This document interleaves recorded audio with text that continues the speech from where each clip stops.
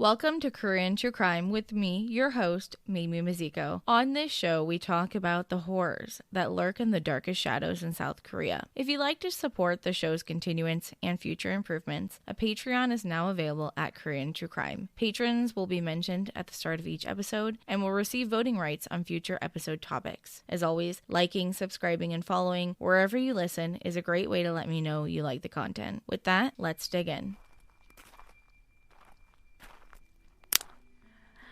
What was that?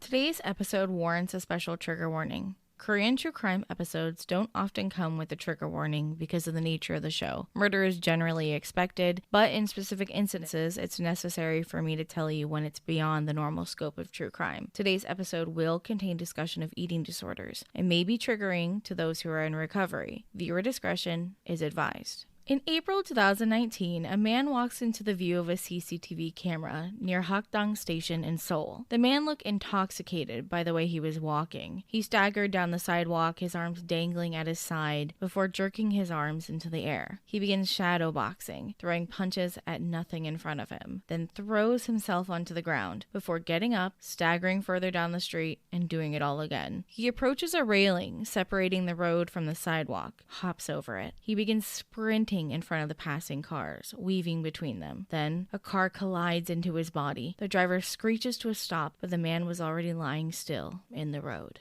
The man was Young Ki-won, a popular actor who had just recently starred in a film alongside the Eternal star Ma Dong-seok. His career was taking off, and he was happy, or so everyone thought. Police suspected he was under the influence of alcohol or possibly drugs, but none were found in his system, and he denies ever taking reality-influencing drugs. But he believed something was seriously wrong. Young Ki-won survived the collision, but his life would be forever changed. Ki-won had been trying to slim down, increase his health, and break out of the chubby sidekick role he'd been put in too many times. He had started a diet that included medicine prescribed by his doctor to reduce his appetite. The hot new pill is colloquially called nabiyak, or the butterfly pill, due to its butterfly or bow tie shape. Its brand name is diatomine. It's an appetite suppressant that contains phentermine, a sympathetic nervous system stimulant that inhibits hunger signals to the brain. So, was Ki-won dehydrated, malnourished, or tired? He hadn't been taking the pill long enough to suffer from these side effects. Phentermine can only be prescribed in short-term doses, as it's extremely habit-forming. You take it 3 times a day, 30 minutes before a meal, for a week or 2 weeks, alongside a healthy diet, until your weight reaches under obesity. Yes, that's right, under obesity. This should only be used by people whose body fat percentage and BMI determine that they are obese. Young Ki-won wasn't even close to being obese.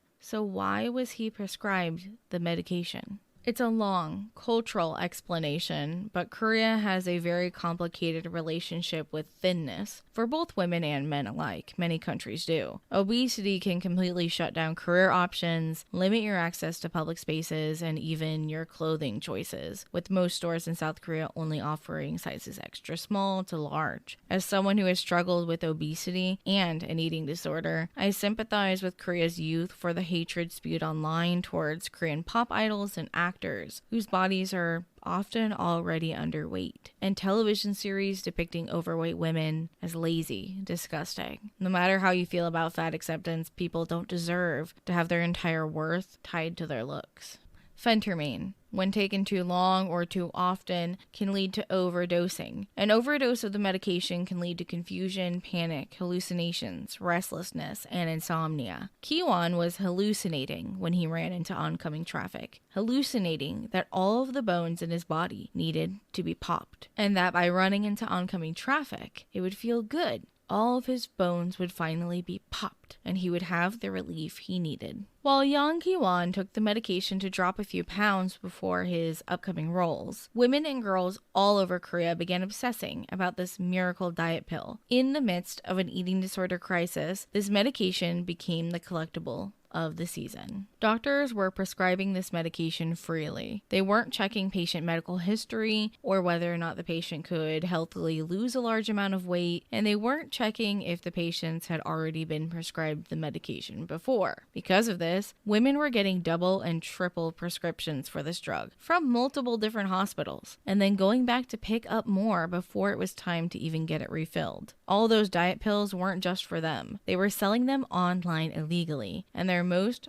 popular clientele were teenage girls. These girls often were members of online chat rooms for people sick with an eating disorder, aimed at encouraging and being supportive to one another's diets. If you're from North America or have seen BBC, you're no stranger to the idea of a pro-Anna online community. But if you don't know, it's an online community where people of all ages, mostly teenagers though, encourage each other to perform disordered eating habits and to drastically lose weight. But as someone who had belonged to a pro-Anna community for years, they're toxic, manipulative, and they change your entire worldview as a young, vulnerable teenager. They've almost disappeared in North America, but they're still thriving in South Korea. Hashtag ProAnna is seen all over Twitter, TikTok, and Instagram, not to mention the unmoderated Korean forums that have been referenced in a lot of my episodes. During this time in 2019, the ProAnna trend was to take your height in centimeters and subtract 120. That was the ideal weight they suggested you should be, and teens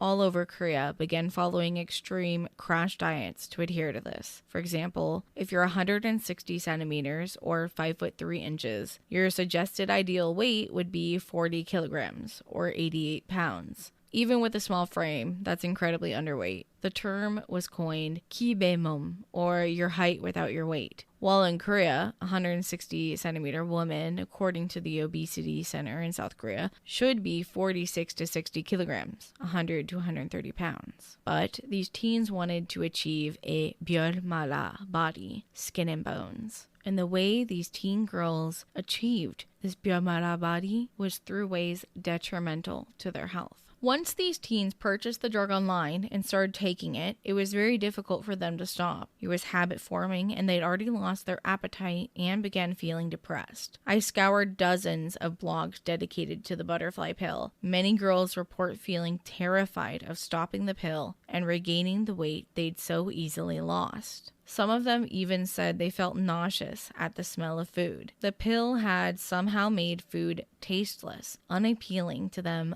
entirely. It wasn't just that they weren't hungry, they were beginning to feel an aversion to food. The girls that continued to take the medication began having auditory hallucinations that frightened them, but their fear of gaining all of the weight they'd lost so quickly was enough to keep them purchasing more. Some of the girls even lost their menstrual cycle or had severe vomiting and diarrhea that led to dehydration and malnourishment. A mother was watching the news and saw young Kiwon's story. Kiwon's behavior was very similar to her daughter Hyesu. Her daughter, who had once been extroverted, mild-tempered, and positive, had suddenly become depressed, shy, and even violent. Hyesu was a member of the ProAnna online community. She dedicated a lot of her time to these forums that drained her energy and fed her low self-esteem. During arguments with her mother, which happened often, she'd become violent, striking her mother or even threatening to kill her in increasingly graphic ways. Her mother was terrified about the changes in her daughter. After seeing Kiwon's description of the medication, her mother made the connection to her daughter's recent sudden weight loss. Hyesu had indeed been taking the medication that she had obtained illegally online, the butterfly pills. When confronted, Hyesu threatened to kill her mother with a lighter by setting her on fire.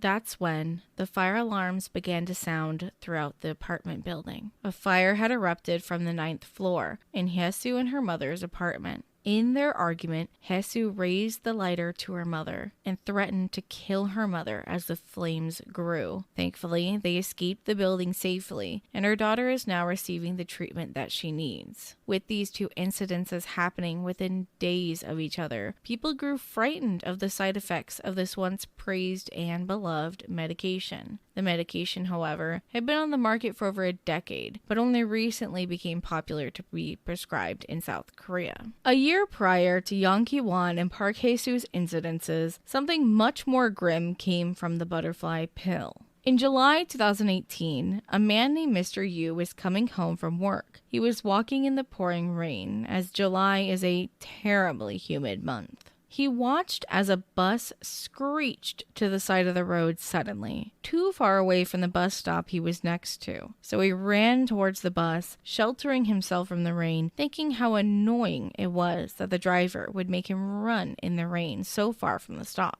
But he stopped before the doors could open, at the sound of a man screaming, pounding a bloody hand against the window, like a scene from a zombie movie. The man inside begged for help as passengers ran off the bus. He shouted for the man to take him to the hospital. The bloodied man's name is Mr. Lee, and he did in fact survive to tell his story about what happened on the bus that day. Mr. Lee had gotten on the bus for a very long trip. He went from the first stop to almost the last, so he often would doze off and take a nap while the bus made its rounds. He woke to a loud sound and looked around, seeing everyone on the bus frozen in a panic. He wondered if there had been an accident. Then he saw a man clutching his face. Blood was pouring out between his fingers. He said his immediate thought was, "I need to save this man," and he jumped up without hesitating to help. When he stood, he was suddenly able to see what had happened. A woman, small, in her 20s, stood over the man now,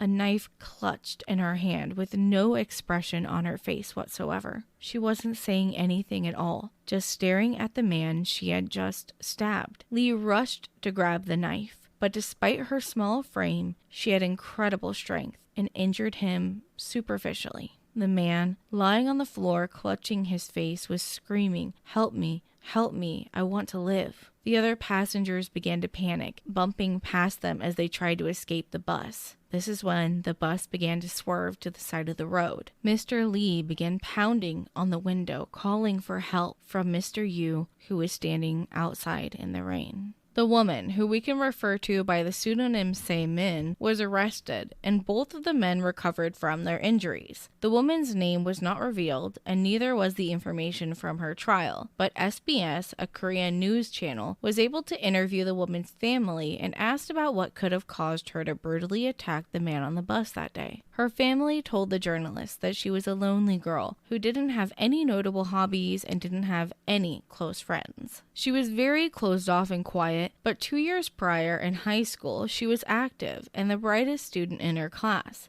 However, she had developed a temper that was explosive, and she'd threatened her parents with knives before during arguments. She'd never harmed anyone that they knew of, however. During their interview with the journalist, they mentioned a detail that wasn't remarkable at the time, but is a sign of a bigger problem that affected both Yang Ki-won and Park Hae-soo. She had been losing a noticeable amount of weight. Se-min had been taking the diatomine pills on and off for 2 years. Her depression had spiraled her into separating from her family and friends. She was isolated and experiencing the side effects of her eating disorder and the butterfly pills. Her family clarified that Se-min did not know the man she had attacked that day. The police found that she'd purchased 2 knives from a department store and placed them in her purse that morning. She had set out that day intending to stab or kill someone. Without her side of the story, however, we're left to make the same assumption her parents did. The hallucinatory diet pills brought out the monster inside of her.